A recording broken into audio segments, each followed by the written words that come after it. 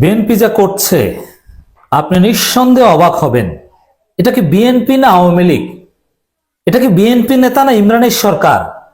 শেখ হাসিনা না বিএনপি নেতা হারুন?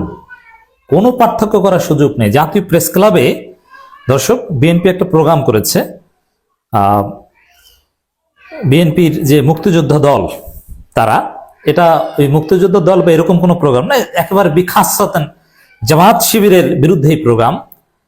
সবার আগে বাংলাদেশ ৭১-এর মুক্তিযুদ্ধই জাতির হাজার বছরের শ্রেষ্ঠ অহংকার। বাংলাদেশ জাতীয়তাবাদী মুক্তিযুদ্ধ দল, সেখানে বিএনপির মুক্তিযোদ্ধারা বক্তব্য দিচ্ছেন। মেজর হাফিজ সাহেব আছেন, বিএনপি নেতা হারুন রশিদ বক্তব্য দিচ্ছেন। সেখানে বিভিন্ন ব্যানার ফেস্টুন যদি আপনি দেখেন, আপনি অবাক হবেন যেটা বিএনপির প্রোগ্রাম না শাহবাগীদের প্রোগ্রাম।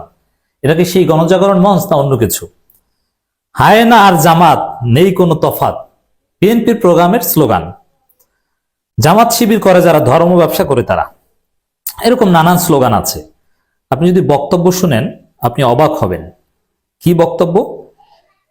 বিএনপি নেতা হারুন রশিদ সাহেব বলছেন, তিনি তো আবার ওয়াজ নসিহত করেন, পার্লামেন্টেও কোরআন হাদিস দিয়ে কথা বলতেন। তিনি বলছেন যুদ্ধাপরাধীদের বিচার সঠিক ছিল, যুদ্ধাপরাধীদের বিচার করা উচিত, এখনো চালিয়ে যাওয়া উচিত, এই জামাত শিবিরকে ছাড় দেওয়া উচিত নয়। ক্যাপ্টেন মহিউদ্দিন জাহাঙ্গীর, তাকে পাকিস্তান হত্যা করেনি, রাজাকার হত্যা করেছে, মানে জামাত শিবির হত্যা করেছে। এই বক্তব্য ইমরানী সরকারের না আওয়ামী লীগের না বিএনপির কারো?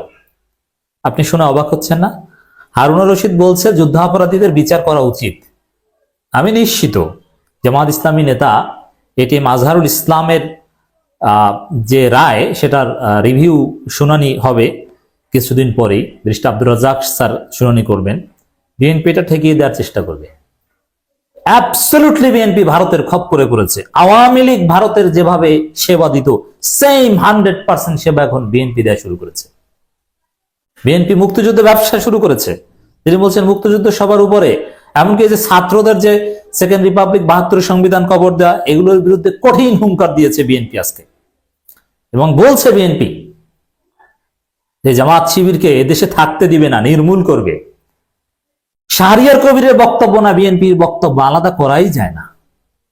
আমি অবাক যে ২-১ রাতের ব্যবধানে বিএনপি কিভাবে একেবারে শাহরিয়ার কবির হয়ে গেল। এরকম মানে সত্যি আপনি অবাক হবেন। আমি বলবো যে এই যে প্রেস ক্লাবে যে বিএনপি প্রোগ্রামটা, এই মুক্তিযুদ্ধ দলের আলোচনাগুলো শুনবেন। যে মুক্তিযুদ্ধ দল প্রোগ্রাম করছে মানে স্পষ্ট বিএনপির বাংলাদেশে কোনো রাজনীতি নাই।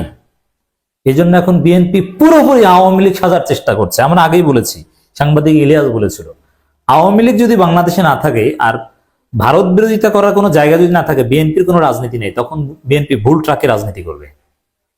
একেবারে সহজ হিসাব। অতএব বাংলাদেশে এই মুহূর্তে বিএনপির কোনো রাজনীতি নেই। বিএনপি এখন টেন্ডারবাজি করছে, চাঁদাবাজি করছে, লুটপাট করছে। বিএনপিকে এখন বাংলাদেশে মানুষ বিএনপি বলে না, টেম্পোস্টান পার্টি বলে। কি করবে? কিচ্ছু পায় না। এখন সেই শাহরিয়ার কবিরের সুর ধরেছে, এখন সেই হাসিনার সুর ধরেছে, অ্যাডভোকেট কামরুলের সুর ধরেছে। এখন বিএনপি জিয়াউর রহমানকে চেনে না, খালেদা জিয়াকে চেনে না, একদম শাহরিয়ার কবির হয়ে গিয়েছে। দর্শক, আপনি যদি আজকে যে কথাগুলো জিয়াউর রহমান, খালেদা জিয়া, বিএনপি কোনোদিন বলেনি, জামাত শিবির এত খারাপ, আজকে হারুন রশিদ বা বিএনপির লোকজন বলছে এই প্রোগ্রামে, যারা ধর্ম ব্যবসা করে এবং ওই যে জামাতপন্থী বক্তারা যে তাফসির করে, সেই তাফসির খণ্ডন করছে। মানে বিএনপির জন্য করুণা হয়। মিজানুর রহমান আজহারি জামাতের বড় বড় আলেমদের মোকাবিলা করতে আসছে, হারুন রশিদের মতো আলেমরা পাল্টা যুক্তি দেয় যে জামাত এরা ধার্মিক না, এরা ধর্ম ব্যবসা করে। এরা নাকি, এদের যে যারা চাকরি করে, এরা নাকি হাজিরা দিয়ে চলে যায়, ফাঁকিবাজি করে, এরা ধর্ম মানে না। এবং এরা ওয়াজ মাহফিলের ময়দানে এসে রাজনীতি করে, তাদের নির্বাচনে প্রার্থীদের পরিচয় করিয়ে দেয়। এসব কারণে নাকি জনগণ থুথু দিয়ে চলে যায়। আপনি চিন্তা করেন বিএনপি কতটা মাথা মোটা। আওয়ামী লীগের চেয়ে অনেক চালাক ছিল। আজহারি বা আলেমুলামাদের মোকাবেলা করার জন্য ওই সমপর্যায়ে আলেমুলামাদেরকে বিএনপি ব্যবহার করত,